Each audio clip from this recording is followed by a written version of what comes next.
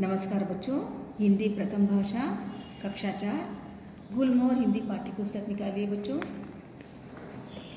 यहाँ पर देखिए 9th लेसन वैज्ञानिक लुई ब्रेल। बच्चों अब आप पेज नंबर 68 निकालिए। हम आगे का पाठ पढ़ेंगे। गांव की ही एक वृद्ध महिला ने जड़ी बूटियों को पानी में डालकर दवा बनाई और लुई का इलाज शुरू कर दिया। पर धीरे धीरे लुई की दोनों आंखों की रोशनी चली गई। उसके माता पिता उसे लेकर पेरिस गए, जहां उन्होंने नेत्र विशेषज्ञ से सलाह ली। विशेषज्ञ मतलब जानकार। पर तब बहुत देर हो चुकी थी। वे निराश होकर गांव लौट आए थे। लुई छोटा बालक था। वो क्या करता है कि उसके पिताजी के लोहे के औजार को अपने आँख में डाल लेता है। तब उसके माता पिता उसे लेकर गांव की वृद्ध मतलब बूढ़ी औरत के पास जड़ी बूटियों की दवा पिलाते हैं, लेकिन उससे वो आंखों की रोशनी चली जाती है। तब वे क्या करते हैं कि पेरिस बड़े शहर ले जाते हैं। उसे विशेषज्ञ मतलब स्पेशलिस्ट के पास लेकर जाते हैं। 3 वर्ष का अबोध बालक लुई भी अब कुछ गंभीर हो गया। उसकी चंचलता एकाएक समाप्त हो गई। कल तक हंसते खेलने वाले बच्चे के अंधा हो जाने से माता पिता बहुत दुखी हुए। अन्य बच्चों की तरह भागने दौड़ने के बजाय वह अपने काम के लिए माता पिता और भाई बहनों की मदद लेने लगा। 6-7 वर्ष की आयु में वह छड़ी के सहारे गांव में घूमने लगा। अबोध मतलब मासूम बालक। पहले बहुत ही शरारती था लुई। अब क्या होता है कि उसकी चंचलता समाप्त हो जाती है। अब वह पूरी तरह से अंधा हो जाता है। वह खेलने के बजाय हर काम के लिए वह अपने माता पिता और भाई बहनों से मदद लेता है और वह छड़ी के सहारे गांव में घूमने लगता है। लुई के पिता हमेशा लुई से कहा करते, बेटा लुई, तुम जन्म से अंधे नहीं हो, इसीलिए कभी निराश मत होना। अब तुम उनके लिए कुछ करना जो जन्म से अंधे हैं। वे हमेशा उसका उत्साह बढ़ाते रहते। उसके लुई के पिताजी उसका हमेशा उत्साह बढ़ाते रहते थे। वे कहते हैं कि तुम बड़े होकर, वह अपने बेटे को समझाते हैं कि वह तुम अंधे बच्चों के लिए कुछ करना। एक दिन कुपरे में स्थित एक चर्च के पादरी जैक्विस की नज़र उस पर पड़ी। लुई से बातचीत करके वे बहुत प्रभावित हुए और उन्होंने उसे अपना लिया। वे उसे लेकर किसी बड़े पेड़ के नीचे प्रतिदिन बैठ जाते और उसे फूलों और पक्षियों की पहचान कराते। साथ ही उन्होंने उसे संगीत का अध्ययन कराया। वे उसे बाइबल की कहानियाँ भी सुनाते थे। लुई ने ठान लिया था कि वह जीवन में कुछ करके दिखाएगा। एक दिन क्या होता है कि चर्च के पादरी मतलब पुजारी जैक्विस, पादरी का नाम क्या रहता है, जैक्विस की नज़र उस अंधे बालक पर पड़ी।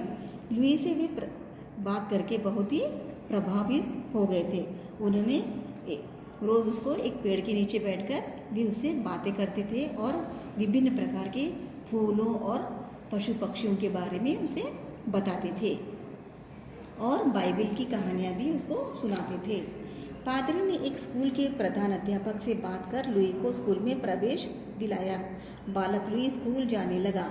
वह पहले सामान्य बच्चों के बीच सहमा रहा, पर धीरे धीरे उसकी प्रतिभा सामने आने लगी। बाद में पेरिस के अंध विद्यालय में लुई को प्रवेश मिला। वहाँ भी लुई ने अपनी असाधारण योग्यता और विनम्र व्यवहार से सभी को प्रभावित किया। विनम्र मतलब नरम स्वभाव।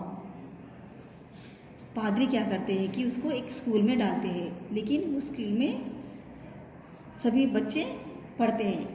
फिर बाद में उसे पेरिस के अंध विद्यालय में मतलब जो बच्चे देख नहीं सकते उस विद्यालय में उसको प्रवेश मिलता है। आगे चलकर लुई इसी विद्यालय में सहायक अध्यापक बने। लुई शिक्षक के रूप में बहुत लोकप्रिय हुए। उन्होंने स्नेहपूर्वक पूर्ण पढ़ाने का तरीका अपनाकर छात्रों के दिल में जगह बना ली। उसी स्कूल में क्या होता है, बड़े होने के बाद वे उसी स्कूल में टीचर बनते हैं। टीचर बनने के बाद वे बच्चों से स्नेहपूर्ण मतलब प्यार से बच्चों को पढ़ाते थे और वे बच्चों के प्रिय छात्र बन गए थे। उन दिनों नेत्रहीनों को अक्षर ज्ञान कराने में बहुत मुश्किल होती थी, पर लुई ब्रेल तो बरसों से इस समस्या को दूर करने में जुटे थे। वे जब 12 वर्ष के तब उन्होंने सुना था कि चार्ल्स बार्बियर नामक फ्रांसीसी सज्जन एक ऐसी लिपि तैयार कर रहे थे जिससे सैनिक रात के अंधेरे में संदेश पढ़ सकते हैं।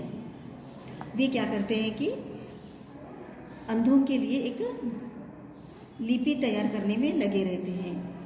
वे लुई ब्रेल को अपनी मंजिल दिखाई देने लगी।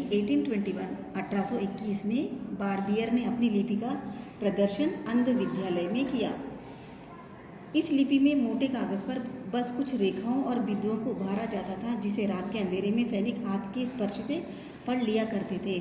सैनिक क्या करते थे कि युद्ध में उनके संदेशों को पढ़ने के लिए एक लिपि का प्रयोग किया जाता था।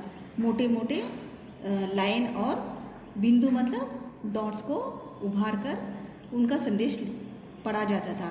उसी लिपि को ब्रेल ने अंधों के पढ़ने के लिए काम में लाया था। अब तो लुई के मन में नई लिपि बनाने की धुन सवार हो गई। मात्र 13 वर्ष की आयु में वे इस कार्य में जुट गए। रात को जब सारी दुनिया सो रही होती थी, तब वे मोटे कागज पर बिंदु बना बनाकर अक्षर रचना करने का प्रयास करते थे। वे अपनी अनोखी लिपि को इस प्रकार विकसित करना चाहते थे कि नेत्रहीनों को पढ़ने में जरा भी कठिनाई न हो। 1829 में उन्होंने इस लिपि को प्रकाशित किया। फिर 8 वर्ष पश्चात उन्होंने उसका संशोधित रूप दुनिया के सामने रखा। उन्होंने मोटे कागज पर डॉट्स और लाइन को बनाया कि नेत्रहीन उस लाइन और बिंदुओं को टच करके अक्षर को पहचान सकते थे। पूरी दुनिया के नेत्रहीनों के लिए लिपि के आविष्कार को लुई ब्रेल ने अपने जीवन का मिशन बना लिया था। निरंतर परिश्रम के कारण उनका स्वास्थ्य बहुत खराब हो गया। 6 जनवरी 1852 को 1852 मतलब 1852 को नेत्रहीनों का यह मसीहा मतलब भगवान चल बसा। इस महान कार्य के लिए लुई ब्रेल को हमेशा आदर के साथ याद किया जाता है। बच्चों, अब आप इस पेज को पढ़िए। धन्यवाद।